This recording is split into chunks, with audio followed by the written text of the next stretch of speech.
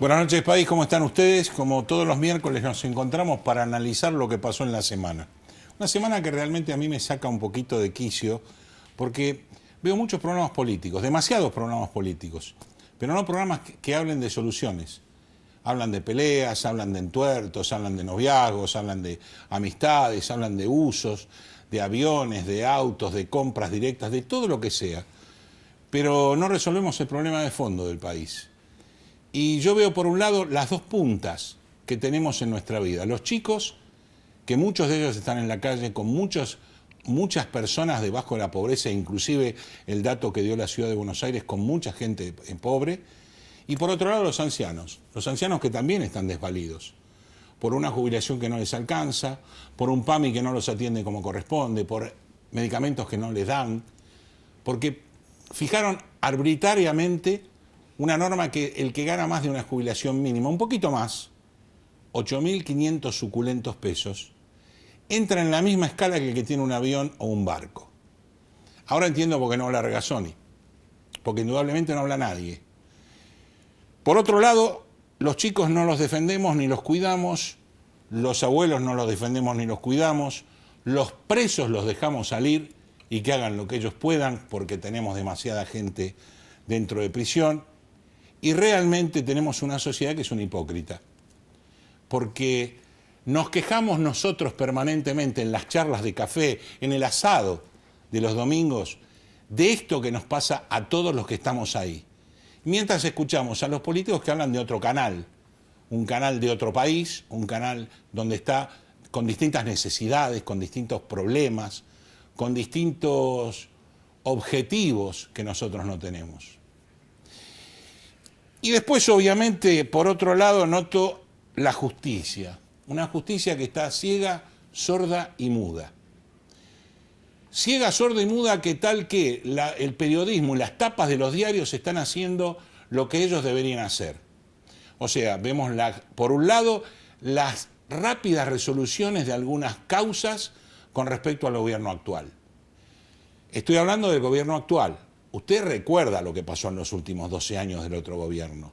Muchísimas causas que sin inspeccionar, ni verificar, ni analizar, fueron archivadas. Y por otro lado, vemos las páginas de los diarios, sobre todo las principales, con las caripelas de todos y todas. En primer plano, diciendo que fueron a testificar, que tienen juicio oral.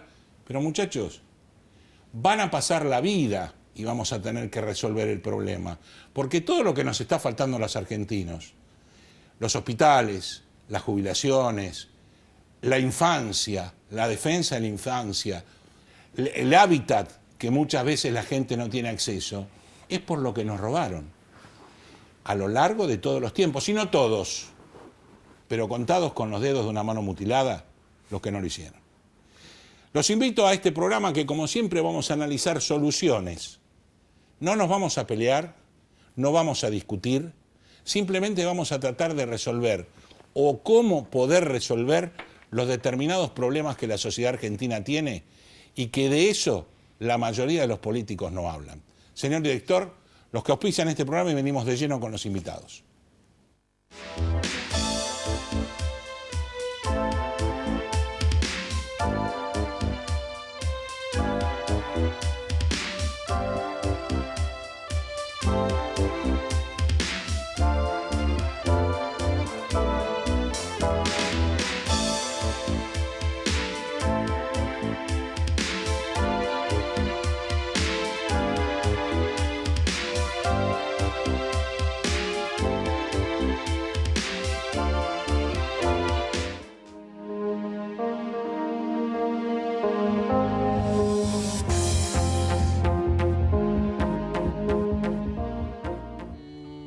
Relevamientos y auditorías fiscales Sociedad Anónima.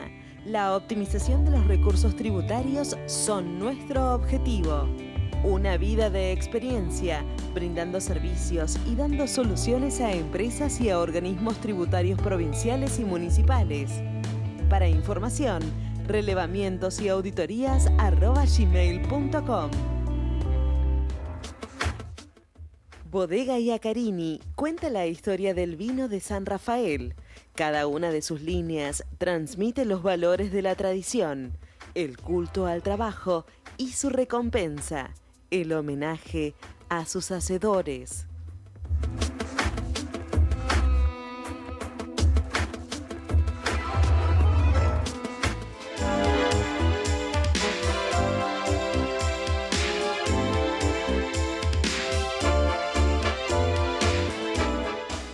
Bueno, primer bloque del programa y vamos a ir eminentemente a lo económico. Estoy con mi amigo Diego Giacomini. ¿Cómo te va? ¿Cómo estás? ¿Qué tal? ¿Cómo estás? Un placer estar acá de vuelta. Igualmente para nosotros, que tenerte nuevamente. Y hablando de un artículo que vos escribiste en el Cronista Comercial sobre subir las tasas para bajar la inflación. Explícanos, porque la gente es lo que putea. Dice, no, con la suba de tasas no me baja. El quinteto de los 5 reales del gobierno que le pegan a Sturzenegger. Entonces, explícanos por qué pasa eso. Bueno, vamos al grano. Primero y principal, ¿por qué hay que bajar la inflación? La inflación hay que bajarla porque con inflación, después de 12 años de inflación de 2 dígitos, no se va a volver a crecer, no se va a volver a generar empleo genuino si no se baja la inflación. Bajar la inflación es una condición necesaria para volver a crecer, pero no suficiente. O sea, no alcanza con bajar la inflación. Estamos de acuerdo. Hay que hacer un montón de cosas más, pero primero hay que bajar la inflación. Y la inflación es un fenómeno monetario, o sea, se relaciona con la cantidad de dinero. Entonces, esto no se discute en ningún lugar del mundo. En el único lugar del mundo que se discute es en Argentina. Nosotros discutimos todo. Y así estamos. Y sí, discutimos todo. El mundo aprendió la lección que la inflación es un fenómeno monetario y entonces se la cura con política monetaria contractiva. Y después, una vez que la bajaste, tenés que tener política monetaria prudente para mantener la raya. Bueno, el mundo desarrollado... Ahí vas a tocar otros temas que importarían, como la inversión, la productividad, un montón de cosas. Exactamente. Pero con la inflación baja. Exactamente. El mundo desarrollado lo aprendió en los 80 y el mundo emergente a mediados de los 90. ¿Qué quiero decir? El mundo desarrollado hace 35 años que no tiene inflación. El mundo emergente hace 25 años que no tiene inflación porque aprendió esto. Nosotros lo seguimos discutiendo, seguimos enfermos, no tomamos la medicina. Ahora bien, entonces, ¿cómo se cura la inflación? Con política monetaria. La inflación se aceleró en los últimos meses. Sí. Hoy, en términos anualizados, esta inflación que ronda entre el 2.2 y el 2.4% en febrero, marzo y abril también, en términos anualizados es 27%. O sea, no hablamos de lo que dice el gobierno del 17 en el presupuesto. O sea, todavía estamos muy lejos de la meta de inflación que tiene que ser 17 en diciembre del 2017, comparándolo contra diciembre del 2016. Así como la responsabilidad de bajar la inflación es de la política monetaria, sí, los resultados también son consecuencia de lo que hicimos en materia de política monetaria. Entonces acá hay que parar la pelota y ver cuál es la solución. Para eso hay que analizar y ver qué hacer de acá en adelante. Muy sencillo, miren, el año pasado, en la primera mitad del año, la inflación había sido promedio mensual 4.2%. En la segunda mitad del año bajó promedio mensual a 1.7%, con diciembre 1.2% y enero 1.3%. O sea, venía bien la inflación y se había alcanzado ese 1.2 y ese 1.3, que es lo necesario para alcanzar la meta. Claro. Pero vos me vas a preguntar, ¿y qué pasó? Bueno, la política... Claro, vos estás hablando del último trimestre del año 2016 y se acelera en el primer cuatrimestre del 2017. Exactamente. ¿Qué pasó? La inflación se volvió a acelerar porque el Banco Central bajó la tasa de interés. A ver, el Banco Central se tiene que ocupar de bajar la inflación y eligió un instrumento. Hay 2 instrumentos. La tasa de interés. Él eligió la tasa de interés. Javier Milei y yo, a final del 2015, está publicado en nuestro libro, presentamos un proyecto de nueva política monetaria y a la dirigencia del Banco Central le aconsejamos ir por el camino de... La tasa de interés. No. Controlar la inflación controlando la cantidad de dinero. El Banco Central no quiso ir por ese camino, que para ustedes nosotros... iban a la masa monetaria. Claro, para nosotros era una mejor opción, iba a ser que la inflación bajara más rápidamente, más contundentemente, y encima libraba al gobierno de esta discusión de si la tasa está alta, si la tasa está baja, porque maneja la cantidad de dinero, y la tasa la determina el mercado. Pero el Banco Central eligió otro camino, dice, bueno, voy a bajar la inflación manejando la tasa de interés. ¿Y qué sucedió? El Banco Central hizo muy bien su trabajo, colocó como unos gráficos que están en la nota que yo publiqué, que vos mencionaste. Sí, lo están poniendo en pantalla. Bueno, se puede ver en los gráficos, subió la tasa de interés para bajar la inflación. Pero ¿qué pasó? Bajó la tasa de interés antes de lo aconsejado y más de lo aconsejado, y sobre todo en noviembre la política avanzó sobre el Banco Central, lo presionó al Banco Central y el Banco Central bajó la tasa de interés 2 puntos porcentuales cuando no estaban dadas las condiciones para que esa tasa de interés sea bajada. O sea, en otras palabras sencillas, no había bajado la inflación lo suficiente acompañando a la tasa de interés para que esa tasa de interés sea bajada. ¿Tuvo algo que ver el cambio de Prat-Gay? No, creo que tuvo que ver todo el ala política que está muy ansiosa porque piensa que el nivel de actividad no resucita porque la tasa de interés está alta. Y eso es un error. El nivel de actividad no tiene nada que ver con la anemia de actividad actual, no tiene nada que ver con el nivel de tasa de interés, ni con la política monetaria. Y a las pruebas me remito. El gobierno kirchnerista, desde el 2012 al 2015, tuvo la tasa de interés extremadamente baja. Sí. Y emitió moneda, inyectó liquidez a mansalva. Se fue del gobierno Banoli con una emisión monetaria creciendo al 43% cuando la inflación era del 27%. Entonces, claramente, y en ese periodo el PBI creció 0.3%. Esto es lo que, y la generación de empleo privado fue cero. Esto es lo que demuestra que no es que no se genera empleo privado porque la política monetaria es muy contractiva o porque la tasa de interés está muy alta. Porque cuando estaba muy baja y se emitía pesos a lo loco y había gran liquidez, la economía no crecía y no se generaba empleo. ¿Y tiene algo que ver con el valor del dólar que empiezan a quejarse hasta los productores agropecuarios? No. Sí, pero no. Y ahora voy a explicarme bien tu pregunta. El Banco Central bajó la tasa de interés antes de lo debido 202 puntos porcentuales en noviembre, cuando no estaban dadas las condiciones. ¿Qué pasó? La inflación se aceleró. Estaba diciembre 1.2, claro. 1.3 y se vuelve a acelerar Se duplicó prácticamente. Exactamente, a 2.4, pero, y no por un problema de tarifas, porque cuando miro alimentos, en Economía y Regiones, en el gobierno de la ciudad, nos da que alimentos en los últimos meses aumentó en torno a 2.4. Cuando miro la inflación core, que es la que no tiene los servicios regulados, aumentó a 2.2. Esto es lo que está mostrando que hay una aceleración inflacionaria porque el Banco Central bajó la tasa de interés más de lo debido y antes de lo aconsejado.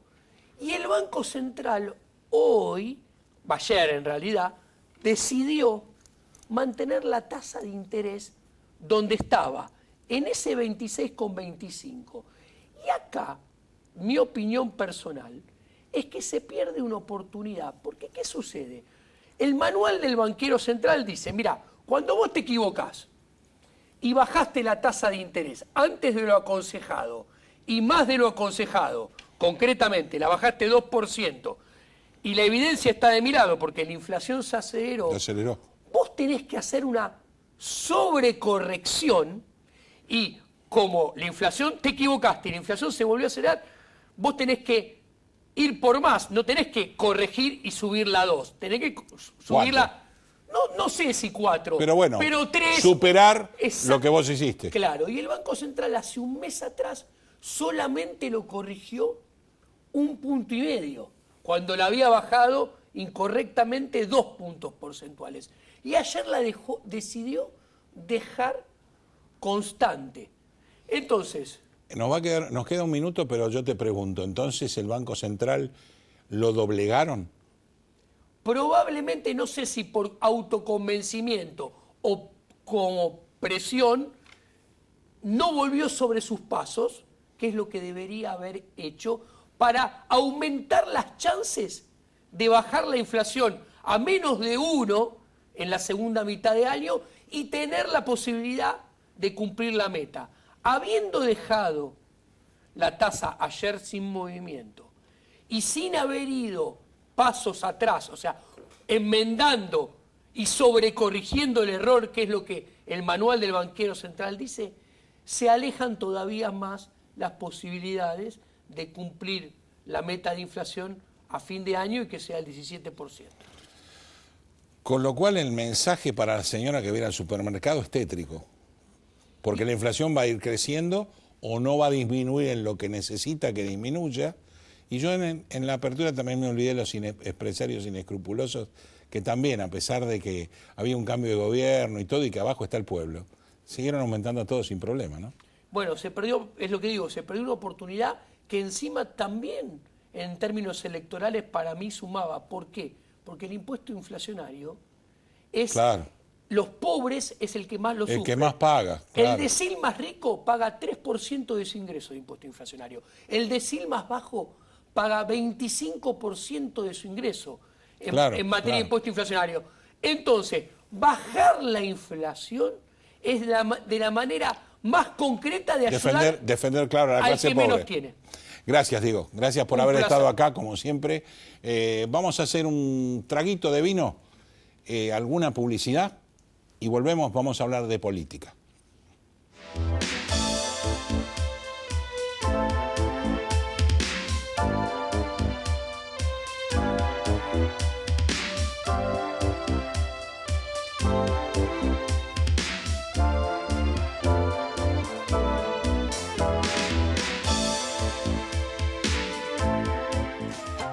Oeste Pack, desde hace 20 años en zona oeste. Amplio horario de atención, desde las 8 hasta las 17:30 horas. Entregas a domicilio y envíos al interior. Contáctanos por teléfono, Facebook, WhatsApp o Twitter. Respondemos su consulta al instante. Bodega Iacarini cuenta la historia del vino de San Rafael. Cada una de sus líneas transmite los valores de la tradición, el culto al trabajo y su recompensa, el homenaje a sus hacedores.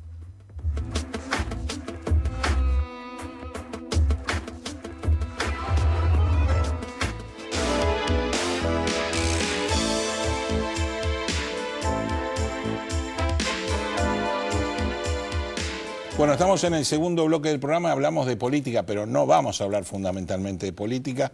Estamos con Laura Machado, senadora nacional PRO de la provincia de Córdoba. Gracias por estar en Economía Ahora con nosotros. Muchas gracias. A veces mal interpretado el programa, pues dicen es todo económico, no se habla de otra cosa. Y hablamos de todo lo que nos pasa a los argentinos. Lo que más le interesa muchas veces es el bolsillo, así que no está mal hablar de economía, ¿no?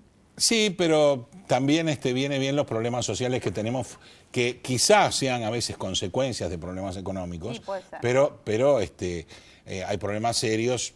En la apertura hablamos de chicos, de violadores, de gente, de causales, de presos que se liberan, un montón de elementos que la sociedad hoy está sufriendo y que realmente como que muchos no se hacen cargo de lo que pasa. Entonces, bueno, vos tenés una idea con respecto a muchos se tienen que hacer cargo y hay unos pocos que no. Sí, entonces sería bueno que nos comentes cuál es tu idea con respecto a un proyecto para cambiar ese el no.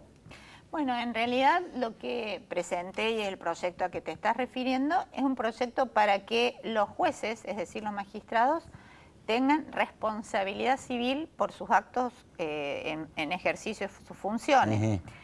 el Código Civil extendía la responsabilidad civil a todos los funcionarios. Es decir, esto está así desde la época de Vélez Sarsfield. El kirchnerismo, con la reforma del Código Civil,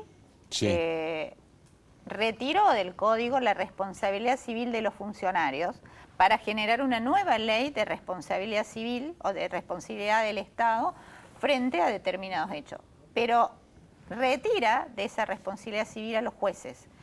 Por lo tanto, si... Quedan como privilegiados. Como privilegiados o sin hacerse cargo, como vos dijiste, para que se entienda mejor.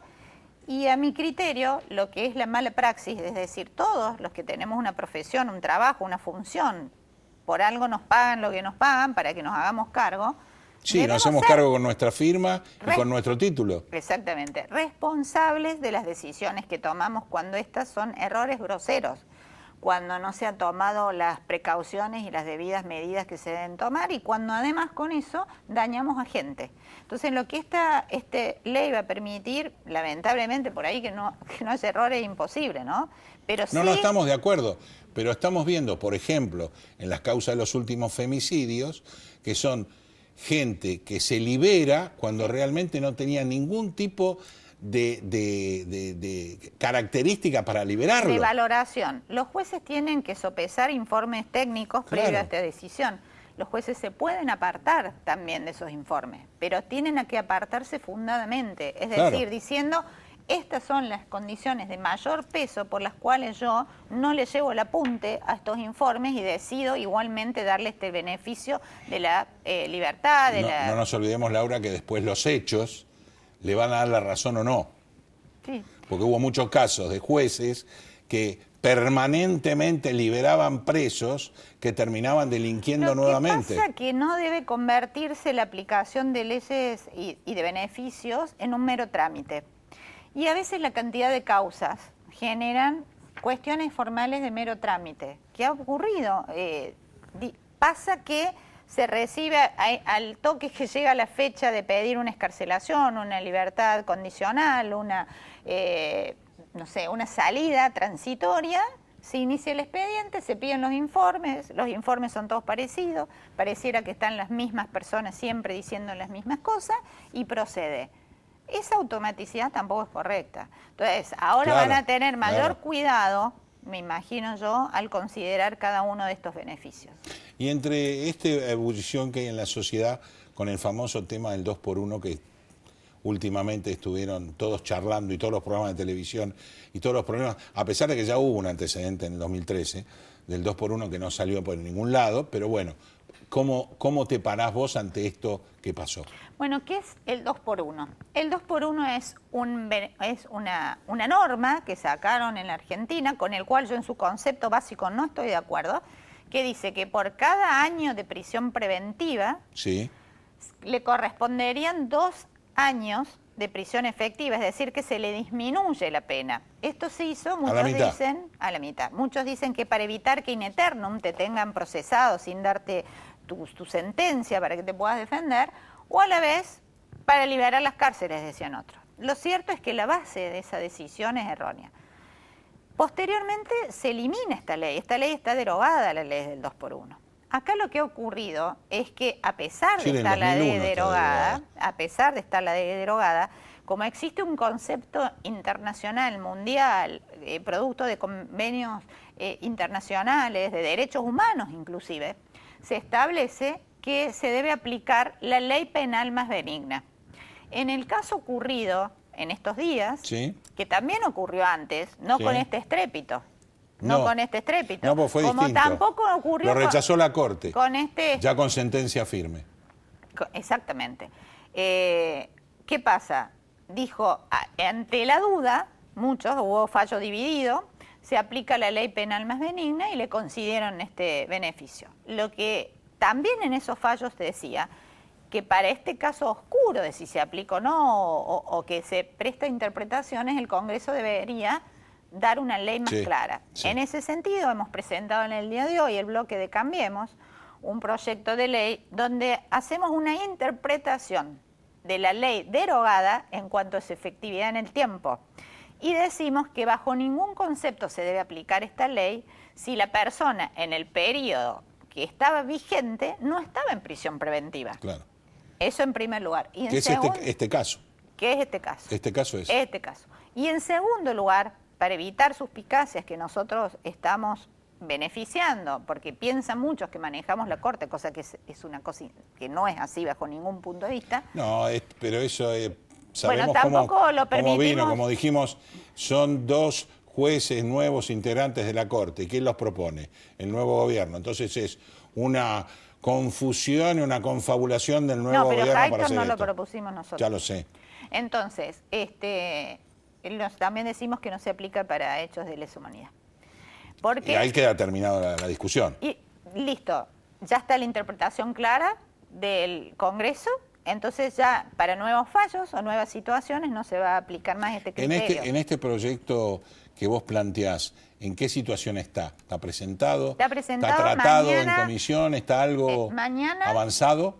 A las 10 de la mañana, miércoles a las 10 de la mañana, va a haber sesión para su tratamiento. Ah, bueno. Estamos tratando de conseguir en labor parlamentaria, en eso estamos hasta esto en minutos, digamos, la posibilidad de que los bloques adhieran, que se lleve al recinto y que se discute el tema. Ojalá por la sociedad que está. Yo creo que la sociedad, y te involucré como política sabiendo que vos estabas acá. La sociedad creo que está como separándose de la política. Los políticos hablan de una cosa y la sociedad habla de otra. No hablo de todos en general, pero sí de muchos en particular. Pero puede ser, pero a ver, los políticos no somos otra cosa que el reflejo de la sociedad. Nosotros no nacimos de un repollo. Aún con nuestros beneficios, cosas buenas y cosas malas, somos el espejo de la sociedad. Ahora, nosotros legislamos o se legisla o se actúa también en función de lo que la sociedad requiere. No te olvides que este país en su momento votó leyes como obediencia de vida, sí, votó leyes como punto final que lo pedía la sociedad. Después fueron derogadas estas leyes que también lo pidió la sociedad y está bien, yo estoy de acuerdo. Recordemos que también durante el menemismo hubo 200 indultos a gente que tenía crímenes de lesa humanidad y hoy en día está Menem sentado en el bloque del Frente para la Victoria y nadie le dice nada de estos indultos de gente, indultos, no hablemos de pena más benigna, que salieron en libertad habiendo cometido muchos crímenes muy atroces.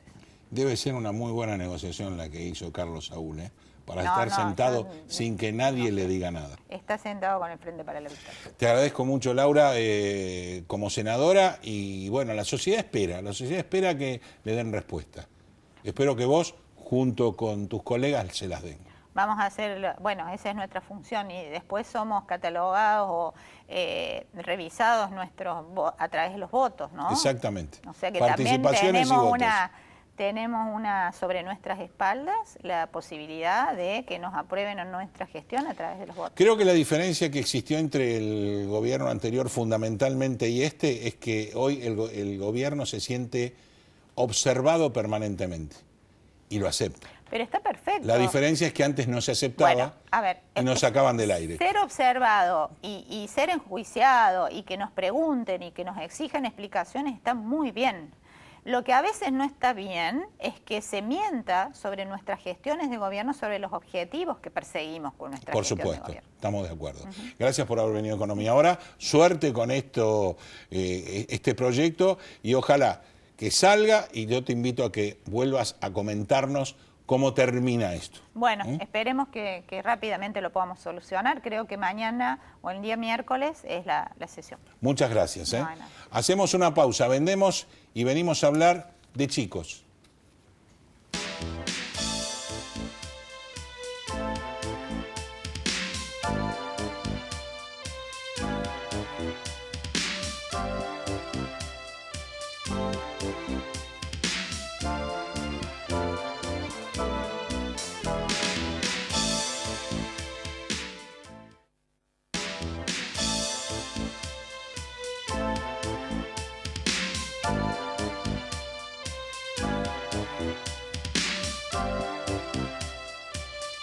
Tercer bloque del programa y creo que es el más duro, el más difícil para los argentinos. Estamos con Inés María Correa, gracias por estar con nosotros, trabajadora social y escritora de un libro Generación Calle, que realmente es magnífico con respecto a lo que nos cuenta y es durísimo con respecto a lo que nos cuenta. Un poco contarle a nuestros televidentes esto que es duro, pega. La calle es el lugar donde los chicos viven, malviven, sobreviven, no se educan, se mal alimentan, fomenta cualquier cosa y, como decía al principio, yo creo que la sociedad lo ve impávida. Mientras yo esté bien, lo demás me importa un corno. Y lo digo así, como lo siento, como en una charla de café. Me parece que mucha parte de la sociedad dice, mientras a mí me vaya bien. Y los que, yo no hablo ni de religión, ni de que sos hiperreligioso o no, cuando ves este tipo de historias, te desgarra el corazón, realmente. Sí, es el título del libro ya Sí, pega fuerte sí, porque sí. habla de una generación de la calle, generación calle. Y Habla es más de una generación. Por eso, es más. Ahí lo que cuento un poco es que ya estamos hablando de una tercera generación Claro. que se crió en la calle, que creció en la calle, con unos deterioros, por supuesto, ya irreversibles. Y este libro, lo particular que tiene es que no habla de estadísticas. No habla de frías, historias. no habla de ideología, no habla de partidismos, habla de la vida de los chicos. Es, De tu vivencia con la relación con los exactamente. chicos y de la historia de los chicos. Yo hace muchos años que, en realidad, de muy chica, muy joven... Sí, escuché que vos estuviste con el padre Mujica. Exactamente, que el jueves van a Entonces hacer... estamos hablando de muchísimos años Sí. atrás, con todo lo que significó el padre Mujica en muchas generaciones que ni lo conocieron, pero en nosotros sí que los conocimos. Y por supuesto que hablamos de otra etapa y otra vida de esa, que era una lucha igual, ¿no? Una lucha distinta, porque creo que era distinta la sociedad en ese momento y eran distintas las necesidades de ese momento. Hoy creo que estamos peor. Estamos peor, yo lamentablemente lo vengo diciendo, en la época que vivió el padre Mujica, las villas, los barrios carenciados, de donde salen los chicos Los más chicos. pobres, existía lo que era la organización popular, existía lo que era la solidaridad Claro. barrial. Imagínate que todos estos barrios se han conformado por familias de migrantes internos dentro de la Argentina que por falta de Claro, trabajo del interior hacia acá. se vinieron para acá. Pero había esto de, ¿por qué no había chicos de la calle? ¿O por qué en el interior no hay tantos chicos de la calle? Porque sigue habiendo todavía redes, familia, se le murió la mamá, los padres son, le gustan las malas Había cosas. contención, había más contención. Entonces era, ¿cuánta gente nosotros sabemos que criaba el sobrino, Claro, el nieto, claro. el ahijado? Hoy no hay más eso. Se ha venido rompiendo lamentablemente los tejidos sociales más importantes de contención. La droga fue una de las causas más importantes, que por supuesto no vino de generación espontánea. La droga fue lo un que crecimiento lo que impresionante en los últimos años. Puntualmente fue a romper la organización popular. Y más una droga popular, Y más una que droga. destruye mucho más. Exactamente. Entonces, imagínate, ese chico que se le habían muerto los padres, o el padre estaba detenido porque había violado uno de sus Uno de hijos. sus hijos. O está detenido porque había asesinado o golpeado a su mujer. Esos chicos quedaban dentro de la familia, dentro de la red del barrio. Pasaron los años con el ingreso de la droga y con políticas económicas también de ajuste, y no nos olvidemos que en el medio hubo una dictadura que desarmó Hubo de todo. En el medio, si estamos hablando desde antes del 76 a hoy, hubo de todo. Pero justamente, si tomamos de esa época hasta la actualidad, no se ha mejorado nada. No, Se ha empeorado. No se ha mejorado porque los tejidos, el tejido social fue bombardeado no ingenuamente, con objetivos, que es que a lo mejor el pueblo no se organice, que la droga destruya las mismas familias. Venderle el facilismo de la venta de droga y destruir al resto. Antes, viste, antes había códigos. García Tuñón, Sí, hoy no hay códigos. que cantaba la Buenos Aires, Sí. que cantaba a los ladrones, siempre te contaban que había códigos. Pero si vos a un chico, ¿qué es lo que cuento en este libro? Son 12 historias, más que historias son vidas reales. Sí. De chicos que a lo mejor... Son historias contadas por vos, pero que te la han contado. La has vivido. Claro, y están en diálogo. Yo lo que quise rescatar son historias reales con nombres de ficción, por supuesto, historias reales con algunos giros literarios para que se pueda leer, para que la persona que, como vos decías, que es tan duro, es duro, pero si yo lo ponía tal cual como es la vida misma de los chicos, es como indigerible. Sí, exacto. Entonces, ahora, vos como trabajadora social y como vivencia a lo largo de tantos años de todo esto, ¿cuál sería la salida que debería tomar Dios, un gobernante iluminado como para empezar a paliar esta situación? Porque no sé si es crear más cárceles. Hablamos de un montón de cosas en este programa mismo con respecto a la pobreza que la paga siempre el que menos tiene, en lo tributario también, en lo económico también, en la precariedad de cómo viven los chicos también, en la droga que busca los chicos para que consuman y revenden también. ¿Cuál sería la solución? la solución es muy simple para mí, vos sabés. Es simple No, porque seguro hay un que montón, para vos no, pero sí. porque hay un montón de gente, nuestro país como en todas las áreas, tiene mentes iluminadas, tiene gente que es muy capaz, muy formada, y vos tenés un montón de especialistas en niñez, un montón de gente que sabe un montón, pero muchos lo hacen desde el intelecto, desde la ideología, desde un marco teórico del discurso de la ley, sin decir, bueno, y una de las cosas más importantes, nosotros tenemos incorporado en la Constitución argentina la Convención Internacional por los Derechos de los Niños. Hace 20 años que está, en Sí. el artículo 23. Sí. Pero But. sí, pero ¿sabés qué pasa? Está conformado por especialistas. En la convención lo que dice es que está el interés superior del niño. El interés superior del niño es que hay que escucharlo. Y la mayoría de las veces pasa que se sientan en un escritorio y no convocan al chico para hablar. Eso mismo pasa en los juicios de divorcio, que cuántas veces el chico no participa. Y no es que haya mala gente, malas voluntades. Hay mucha gente bien intencionada que no escuchan a los chicos. Y esto, vos recorres hogares, hablás con los chicos y ellos te dicen qué es lo que necesitan.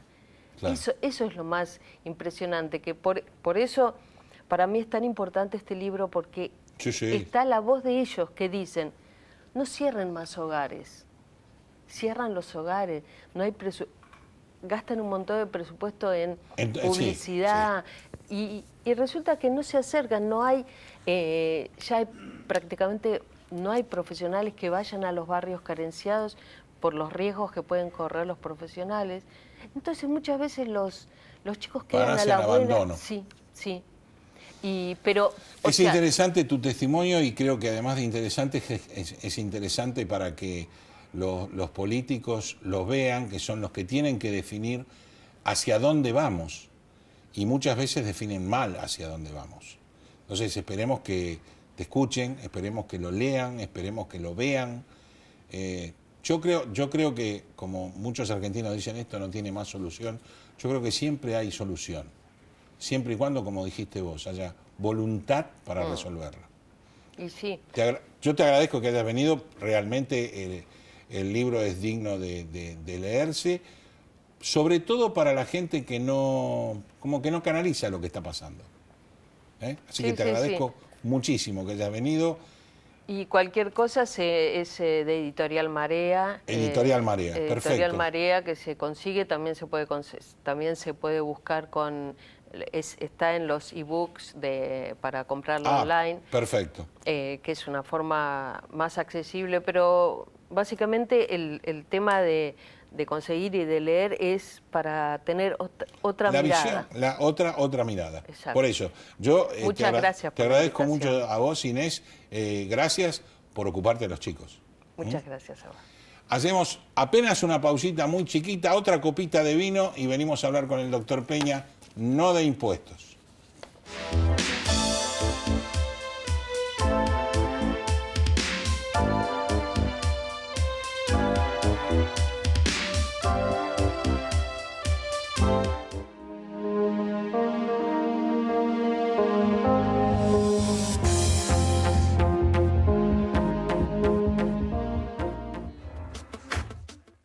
Bodega Iacarini cuenta la historia del vino de San Rafael.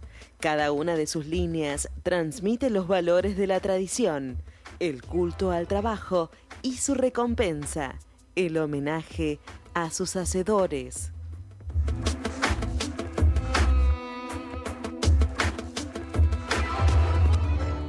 Relevamientos y auditorías fiscales Sociedad Anónima. La optimización de los recursos tributarios son nuestro objetivo. Una vida de experiencia, brindando servicios y dando soluciones a empresas y a organismos tributarios provinciales y municipales. Para información, relevamientosauditorías@gmail.com.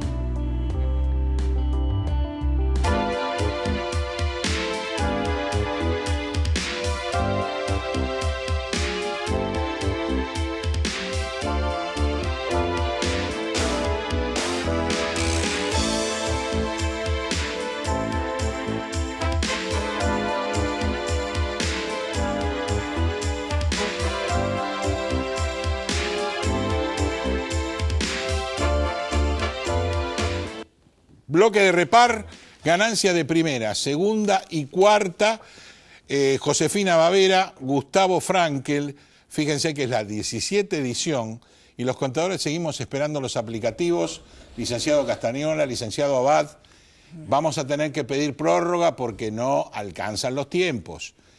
16 edición de las ganancias de tercera, unipersonales, sociedades de personas, Claudia M. Cherquiara. También declaraciones juradas para el 2016.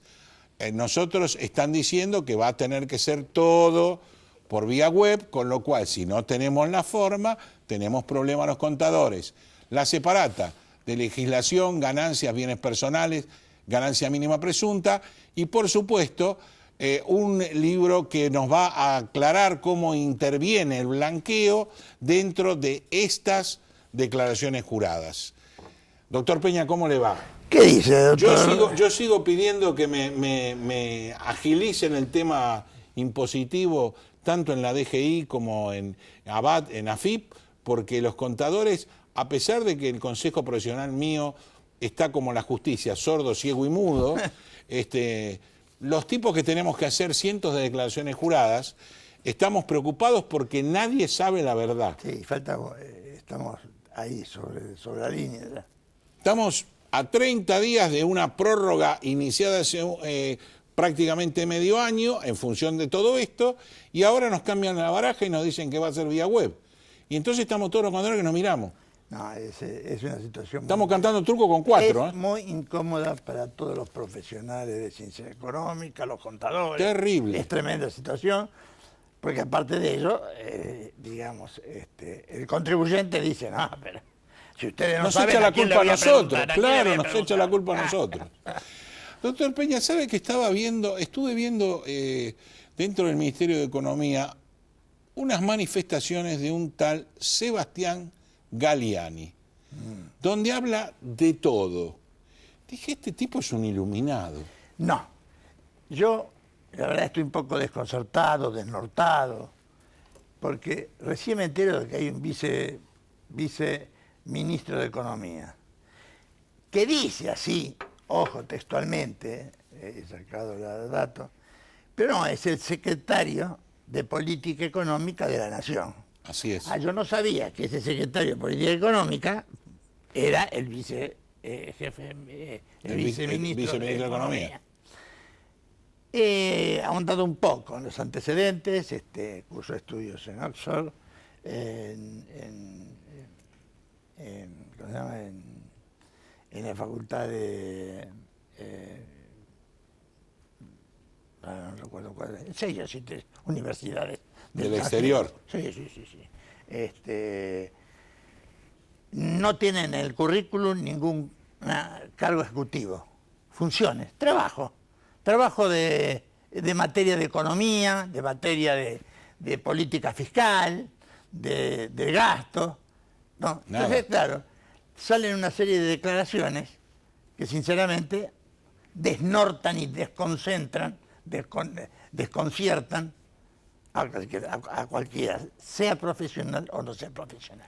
Por ejemplo, y lo leo directamente para que después parece que yo se no, inventara. que lea el título. Para el gobierno la presión tributaria está acorde al desarrollo de la Argentina. Primer argentino que escucho que diga esto.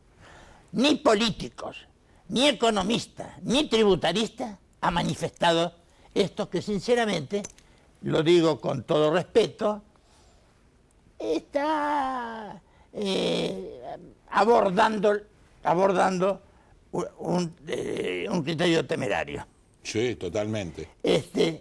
Por supuesto, en algunas cuestiones han manifestado, está también entrecomillado, que el problema fiscal sigue siendo el nivel de gasto público. De eso lo hemos hablado, el gasto público, y después ahonda en la temática, manifestando que... Pero el problema fiscal no es el gasto público, ese es el problema nacional. Claro. El problema fiscal es la recaudación. La recaudación, pero hay una cuestión, él mezcla un poco el criterio La salida con el ingreso. política fiscal, política tributaria con práctica tributaria, o sea, administración tributaria. Administración tributaria. Por supuesto, en cuanto al gasto fiscal, manifiesta que con la ley de responsabilidad fiscal, sobre todo en las provincias, se va a achicar el gasto tremendo que tiene la Argentina, gasto inoficioso, mal gasto público, que sigue siendo en este momento. Sí. Y no se le pone el freno a la provincia, ninguna. No. Se sigue atendiendo a necesidades que no son necesidades. Mientras tanto hemos escuchado, yo estaba abajo escuchando, un país con semejantes millones de pobres, millones de indigentes, con jubilados cuyo después de tantos años reciben una jubilación que no alcanza ni medianamente a cubrir la canasta familiar. Nada. Que no se ha hecho la investigación de por qué llega la góndola tan caro, cuando en todo el proceso, de producción, de comercialización, no, son ganancias razonables. Y luego llega la góndola y ahí revienta. Y claro, uno ahí se da cuenta cómo esos, supermercados gastan millones y millones en hojas. Todos los días. En 4, 6, 8, 10 hojas por día. Tenemos productores hechos pelota en la miseria y supermercadistas en la bonanza. O sea, pero nadie los toca, nadie controla, no tenemos, yo no estoy con el sistema Moleno, ni mucho menos. No, pero... En alguna vez, hace muchos años, fui director de Precios y Abastecimiento Nacional en la Secretaría de Comercio. Y evidentemente comprobé que los abusos ocurrían en ese punto final, y no en los chinos, Con esto no quiero hacer... Yo no tengo ningún mercadito chino, pero... No, pero además estás hablando de muchos años atrás, claro, con lo cual ya la concentración existía. Claro, siempre existió, y nunca se lo tocó. Pero luego dice, La reforma tributaria es una de las prioridades del gobierno para el segundo semestre. Claro, entre paréntesis, esto se viene atrasando y no es culpa de este señor, profesional, Sebastián Galliani, a quien yo lo conocí a través de este extracto que salió no solamente por internet, sino en los principales medios de difusión, La Nación, Clarín, etc. Y dice, pero en Hacienda creen que el nivel de impuestos está en sintonía con el avance económico del país.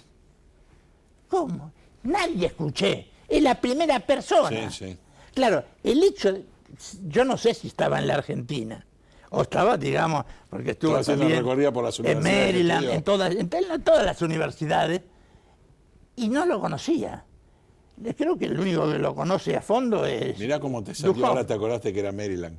Sí, ahora me Una era Maryland. Sí, me acordé por acá, la por milanesa. Claro, por la milanesa. Bueno, o sea que, dice, hoy no tenemos una presión muy por arriba de los niveles que se esperan para un país con nuestro nivel de desarrollo. Bueno, yo vuelvo a decir, cuando escuché recién, sinceramente es tremendo. No se ha hecho todavía nada para elevar el nivel, o por lo menos paralelizar el nivel de desarrollo con el ser humano. El ser humano que trabaja, ¿no es verdad? Y entonces luego aborda el tema de la modificación del sistema tributario. Y dice que es importante focalizarse en la eficiencia del sistema tributario. Muy bien. ¿Y qué es la eficiencia del sistema tributario? Es reformar el sistema tributario. Pero hablamos para que sea eficiente. Eficiente para el contribuyente, para el productor, para la competitividad, para no castrar los esfuerzos de quienes producen. Y después viene algo que es, y acá termina. A mí me supera. A ver. Aumentar la base imponible. Aumentar la base imponible. Claro, aumentar la base imponible, o sea, ampliar el universo contribuyente. El universo contribuyente que soporta todos los impuestos distorsivos, todos ellos que afectan... Y que no va a afectar el universo que existe, que está fuera de lo tributario. Claro, pero pero tiene que ponerle un impuesto al portador de orejas, por ejemplo. Entonces, amplía el universo. Porque si no, quiere decir... Si no, va a recaudar más en lo mismo. Claro, y si no es cazar en el zoológico, es cazar en el zoológico. O sea, aumentar la... Pobre muchacho. No se puede. Sinceramente hay una cuestión, me llama la atención, que por supuesto luego dice que ingresos brutos, que distorsivo, qué sé yo. No me menciona el impuesto al cheque, que es el primero que habría Uno de los primeros que hay que sacar. El primero que hay que sacar, porque el impuesto al cheque es la consecuencia de una transacción en la cual alguien pagó el impuesto al valor agregado, otro pagó el impuesto a las ganancias, y también sigue también... Los municipales y los provinciales. Los municipales y los provinciales con sus tasas. Sinceramente, pobre ministro de Economía que tenga que basarse en algo que es contrario a la opinión del país argentino. Yo le voy a decir que off the record, cuando empezamos a hablar de reforma tributaria y acá nos despedimos, mucha de la gente dice, para hacer lo que van a hacer, dejen todo como está. Porque puede ser peor. Porque puede ser peor. Claro. Así que para ustedes una nueva semana charlando de los... por ejemplo, muchacho, es un iluminado que tenemos en el Ministerio de Economía actual. En los diarios ustedes ayer vieron la cara del otro iluminado que estuvo en el Ministerio de Economía mientras cantaba, bailaba, compraba coche, estafaba a la mujer. O sea, tenemos para todos los gustos y como dijo Inés, esta sociedad, y como dijo también la senadora, no son los políticos vienen en platos voladores, salen de acá. Son iluminados. Empecemos a cambiar la historia, señores jueces, porque ya estamos cansados de jugar nosotros. Empiecen a jugar ustedes. Buena semana para todos.